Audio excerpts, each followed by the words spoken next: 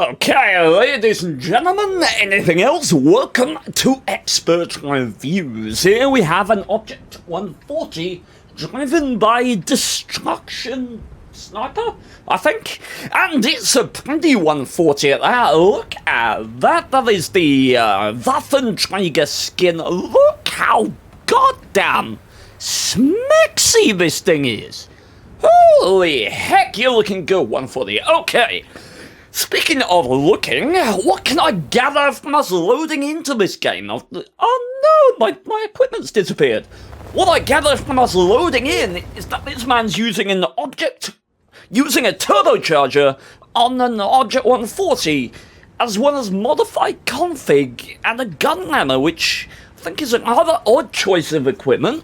What is odd as well, if we're talking about Tier 10 gameplay, no premium shells. All AP and some HE for this man, as well as a premium consumable and some small repair kits and make kits. Odd setup, but we'll see how he gets on, what he gets up to. Now, the base top speed of the Object 140 is 55 with 20 in reverse. You've got a horsepower per ton base of 17.03 with a 550 horsepower engine.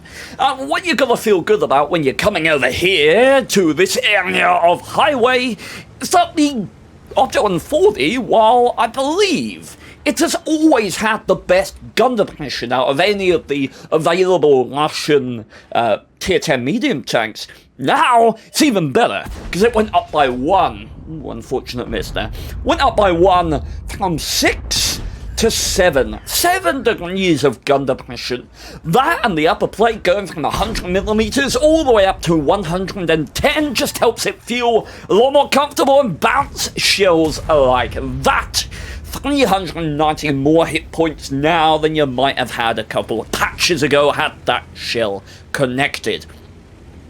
Let's talk about the gun performance, shall we? I mean, not John, for these Russian medium tanks in general, back in the days where the T-62A was still somewhat competitive, they get this reputation of being snapshot gods, and that is still true. 9.09 rounds per minute, 320 alpha on this 100mm gun. Got 264mm of pen with the APCR shells, which we'll be seeing a lot of here. 330 on the heat shells, which we're not seeing at all. 50mm on HE, which will grant you 420 average damage. 0.35 accuracy with a 2.1 second aim time.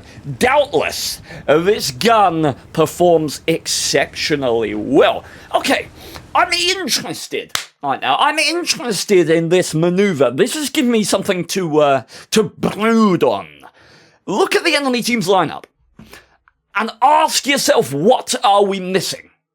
Because there's a massive question mark. Let me draw it for you on this map right now. What are we missing? We're missing a lot of the TDs. They're not going to be there. We're missing a Pershing. That ain't going to be there. We're missing a M103 and an FV. So I want to say that this decision to go mid was prompted by looking at the enemy team list, saying, where's a hole in the enemy team? And then saying, oh, maybe I can get some stuff done in the mid. I really like this. I think there'll be decent opportunity to poke up around here and maybe get some shots into the side, or occupy a position around here, maybe spot some TDs languishing around base like here and get some supporting fire from here. Failing that, you could maybe go up into this location, though, depending on how this progresses, that could be a bit dangerous. We shall see. Perhaps the turbocharger will help you, as being out in this open land here with a couple of smorgasbord of Tier 8 TDs and a Death Star somewhere about does present a danger. That said, 400 meters of base view range is going to serve you well enough. Do get spotted. You got 16% base camo. Ooh, 16% base camo while stationary. 3.2 after firing, and what is it? 12.1 while moving, and 2.4, I believe, after firing while moving. This move to me was extremely bold. extremely bold. I mean, I am really surprised you only encountered a Pershing there. I mean, given the level of fire support that you had, well, here's the thing, look at your render distance, where you are. These guys are almost out of render distance. Had you spotted anything back here, it's unlikely that these guys certainly are going to be able to have them in render distance. So it makes me nervous, this proposition. Where are those tier 8 TDs? The fact that you haven't found them yet, nor the Death Star, kind of worries me. I mean, now that you're in this position, it's fantastic. But the aggression that you display to get here, I think, in another scenario, could very well have got you killed, not least of which from the crossfire of the UDES over here, which hasn't presented at all so far. Right, so where do you go? You gotta prioritize out wide. That is destructible cover, my friend. Might want to use intuition to load some HE shells. Knock that building down, pressure that T-44. UDES has just been lit as well, and there's our big boy! UDES, my man, UDES, there you go. Oh my word. Now that is... Ooh. That, I did not see that coming, actually. Merit to holding fire? I think you should take the shots at this point.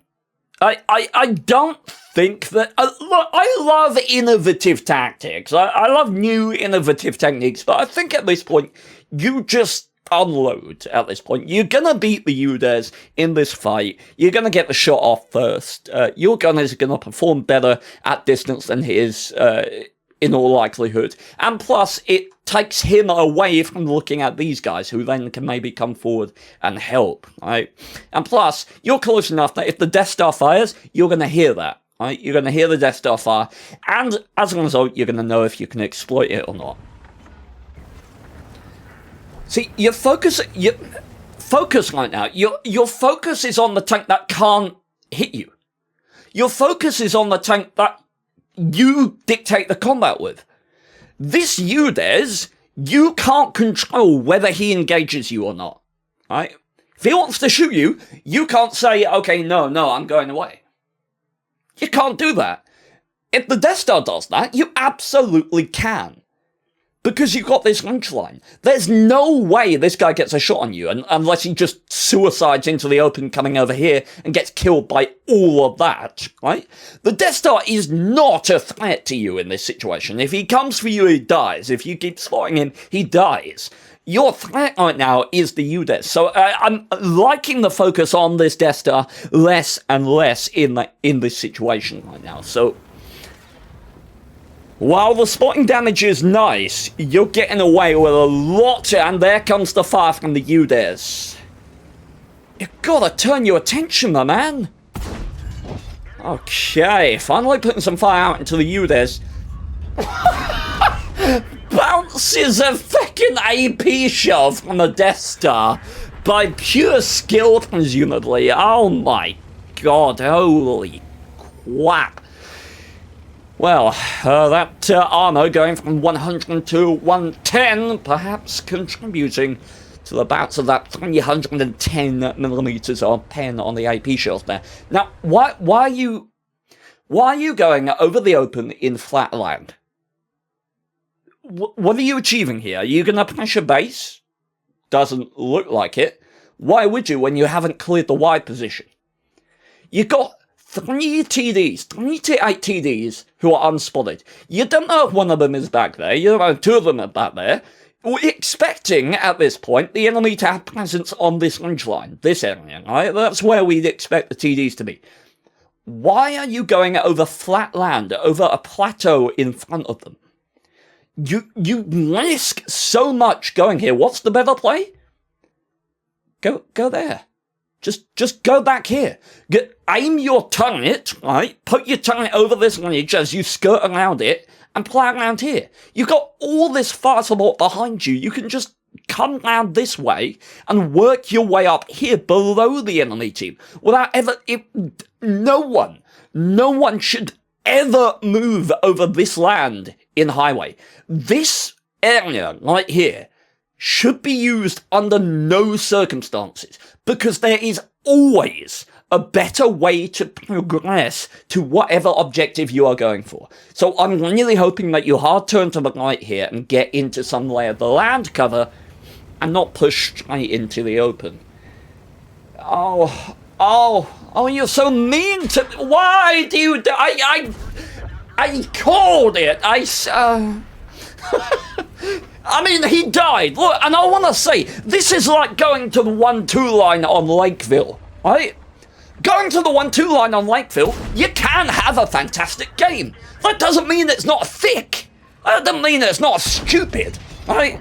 Well, the Tanks is full of all sorts of people that are going to do really weird plays. Occasionally, doing something dumb is going to really work out. But there are a million tactical ways to do what this gentleman did there better.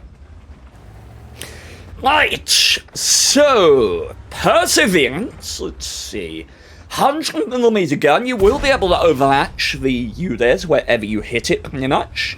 You wouldn't be able to overmatch the Tier 9 STRV, or the Tier 10 for that matter. Ooh, look at that proxy spot on the UDES, lovely. So, fun fact, if you track a Swedish TD, then they literally cannot aim their gun, because it is attached to their hull. And pouncing on the Type 4 Heavy here. Wonderful. You got the base transverse of 54. The Odja 140 is kind of the innovator of the whole wolf pack scenario back in the days where it would platoon up with other 140s or T62As. Oh my word. My packet's just about to come off cooldown. Very luckily so, because that Shark TVP was going to have you for lunch. 80mm of side armor, not holding up against that T30 155mm gun, 276mm of pen, I believe. My lord, that is a spanking. And this is just, oh, the Odja 140's gun, when it sings, it sings. And hopefully we'll get to see a snapshot on the move here, because it is what 140 does best. Come on, follow the move. Someone give us a poke. Because you know the Odja 140's going to connect it. Ah, not a shot like that. Making me disappointed now. Alright, so the lesson I've taken away from this game so far is that this game wasn't played well. Right? It really wasn't played well. Okay. Let's talk about upper plate of the 140.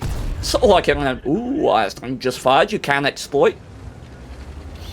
The upper plate of the 140 is about 200 to 210, somewhere around there, effective on Flatland. So you're not going to reliably bounce an IS-5. If you presented an angle on the upper plate, you might well have. I mean, that is a lovely result. That is an absolutely stupendous result in the Odja 140. The way it came about, in my opinion, was almost pure luck. Any other situation, you make the same plays in the same way that you did, you get your ass absolutely eviscerated. Right? You just die.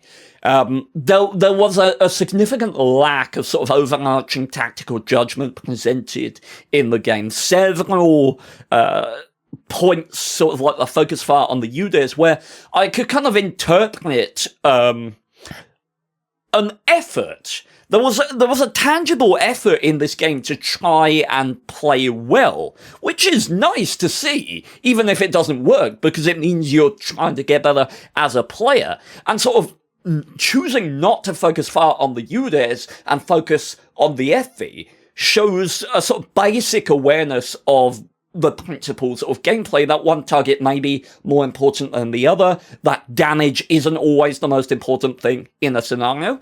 It's not refined, it's not honed.